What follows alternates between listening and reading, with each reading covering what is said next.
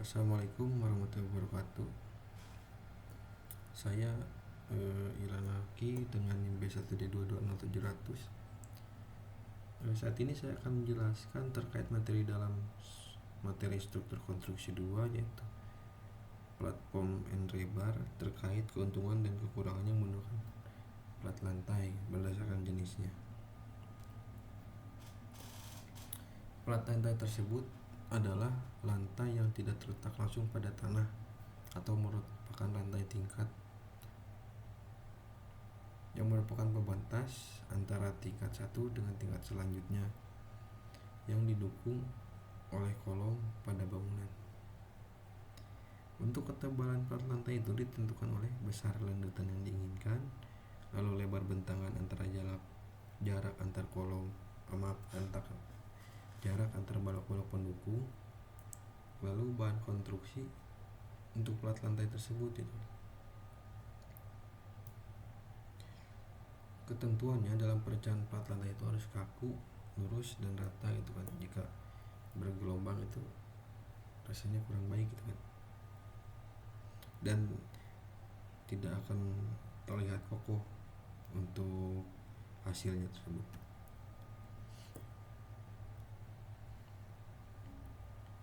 Untuk fungsinya, plat lantai itu sebagai berikut. Pertama, sebagai pemisah ruang bawah dengan ruang atas. Kedua, sebagai tempat berpijak penghuni di lantai atas. Selain penghuni juga untuk barang-barang mati seperti lemari misalkan, terus kasur itu kan, dan lain-lain. Juga sebagai tempat kabel listrik dan lampu pada ruang di bawahnya. Selain itu, platan tersebut dapat meredam suara dari ruang atas ke bawah maupun dari ruang bawah ke atas ini, dan menambah kekakuan pada arah horizontal.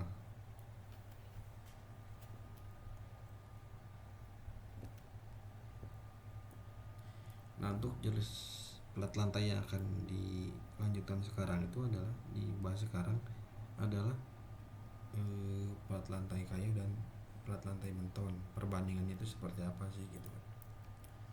Nah, untuk plat lantai kayu, pertama, plat lantai itu dibuat dengan rangkaian papan yang disatukan menjadi kesatuan yang kuat sehingga membentuk bidang injak yang luas.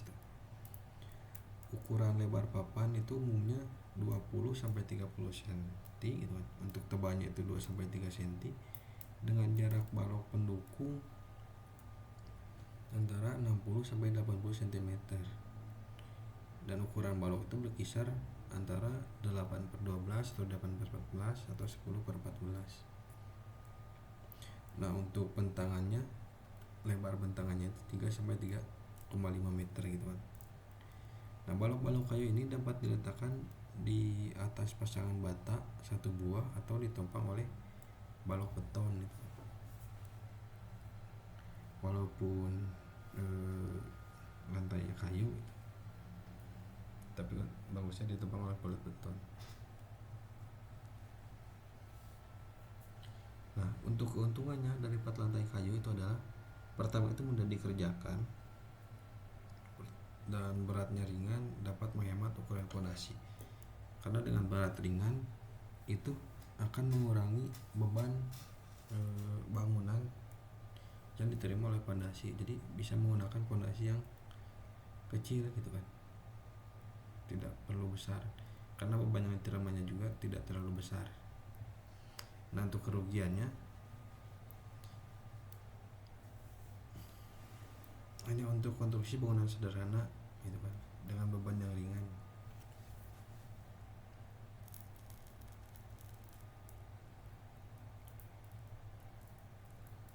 Namun untuk bangunan-bangunan yang tidak sederhana itu tidak disarankan untuk menggunakan plat lantai kayu gitu, karena akan merusak struktur juga gitu kan. Dan juga untuk lantai kayu itu tidak bisa meredam suara yang baik gitu, dari lantai atas ke bawah atau dari lantai bawah ke atas. Jadi sedikit suaranya pasti akan terdengar. dan suara telapak kaki juga jika berjalan itu akan terdengar di lantai bawah. Sifat bahannya itu rembes air, tidak kedap air, dengan mudah terbakar dan mudah terkena serangga, mudah rusak oleh pengaruh cuaca. Nah, lalu untuk plat lantai beton umumnya itu dicor di tempat gitu kan, bersama dengan balok penumpu dan balok pendukungnya. Dengan demikian akan memperoleh hubungan yang kuat menjadi suatu kesatuan. Hubungan ini disebut jepit-jepit. Dalam perencanaannya, hitungan plat lantai dari beton bertulang itu harus mengikuti syarat dari SNI beton pada tahun 1991.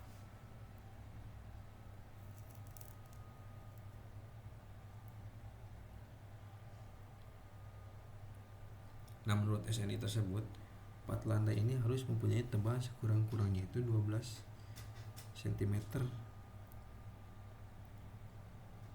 Kedua, harus diberi tulangan silang dan dengan diameter minimum itu 8 mm gitu kan, dari baja lunak atau baja sedang.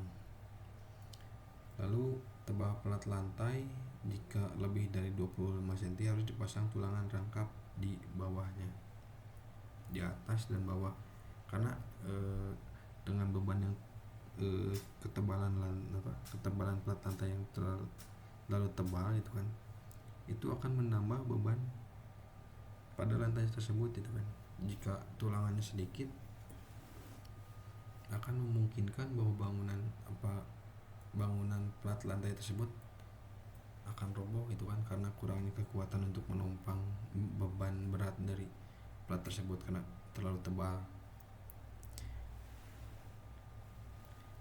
Lalu khusus jarak tulangan, pokok sejajar tidak kurang dari 2,5 cm.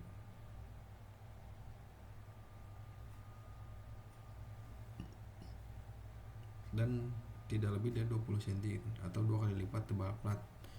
Semua tulangan harus terbungkus lapisan beton minimal 1 cm paling minimal.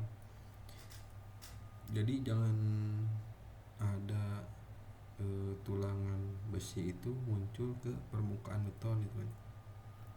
Bagusnya itu 1,5 gitu kan, atau 2 cm lah gitu kan, untuk tebal dagingnya itu antara batas luar ke tulangan.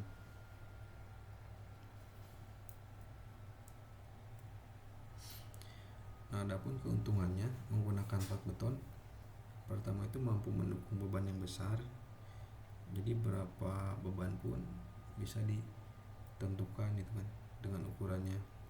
Merupakan isolasi suara yang baik, dapat meredam suara yang baik, tidak mudah terbakar dan kedap air. Merupakan bahan yang kuat dan awet, tidak perlu perawatan dan dapat berumur panjang. Lalu pada kerugiannya, itu untuk pengeringannya cukup lama karena mungkin kurangnya sinar matahari gitu kan untuk plat lantai tersebut,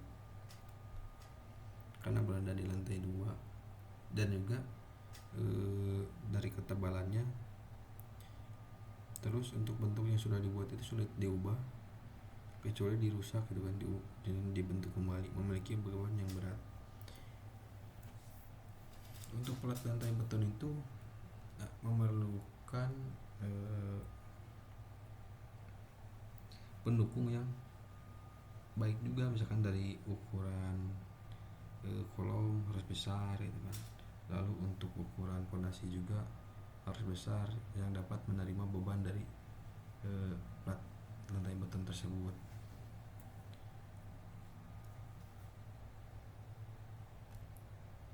Nah, itu mungkin kekurangan dan kelebihan pada plat lantai kayu dan lantai beton. Untuk kesimpulannya, penggunaan plat lantai dapat disesuaikan dengan fungsi yang direncanakan pada bangunan.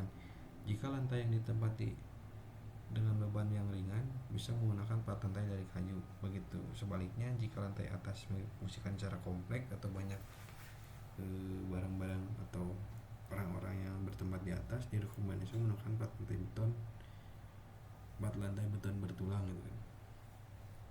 Nah untuk materi ini segitu yang bisa disampaikan. Terima kasih. Wassalamualaikum warahmatullahi wabarakatuh.